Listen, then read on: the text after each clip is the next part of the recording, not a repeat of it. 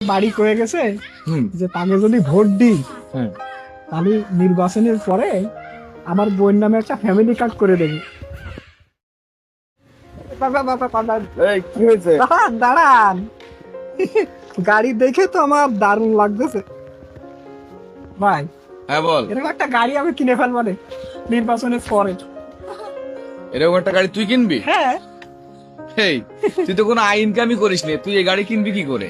আমি এই গাড়ি কিনতে গেলে তো অনেক টাকা দরকার। দাঁড়া ভাই, ওই যে ওই পাড়ার এই নেতা আছে না, হ্যাঁ ওই নেতা আমার বাড়ি কয়ে গেছে হুম যে তাকে যদি ভোট দিই হ্যাঁ তাহলে নির্বাচনের পরে আমার বোন নামে একটা ফ্যামিলি কার্ড করে দেবে। বোন নামে একটা কাজ করে দেবে এটা বলেছে। আমার তার ইনকাম করে খাওয়া লাগবে না। আমার তুই এটা বিশ্বাস করেছিস? শোন, কি? যাদের কোনো আয় ইনকামই নেই, হ্যাঁ, চাঁদা না তুললে তাদের দিন চলে না, তারা তোদের ফ্যামিলি কার্ড করে দিচ্ছে। এই হ্যাঁ, মানুষ কি এখন বোকা আছে রে? এই যে তোদের যে টাকা দেবে, হ্যাঁ, এই আয়ের উৎস কি? কোত্থেকে এনে দেবে তোদের? হ্যাঁ, ও তো কোনো কাজ করে না। এটা বুঝতেছিস না? কালকে। এই যে বিগত 16 বছর 17 বছর হ্যাঁ, বলেছে না একটা দল 10 টাকা চাল খাওয়াবে, খাচ্ছিস না? পাইনি আমি।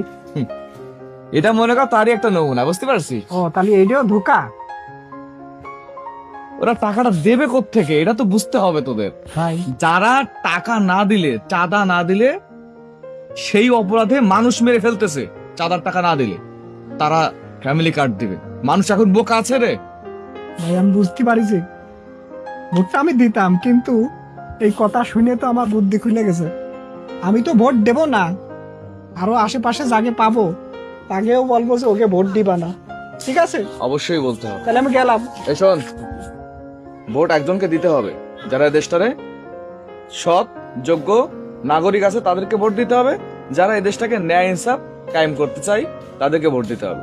বিষয়টা মাথায় রাখ, আর এইটাই সবাইকে বলে বেড়া। ঠিক আছে, ঠিক আছে ভাই, আমি বুঝতে পারছি।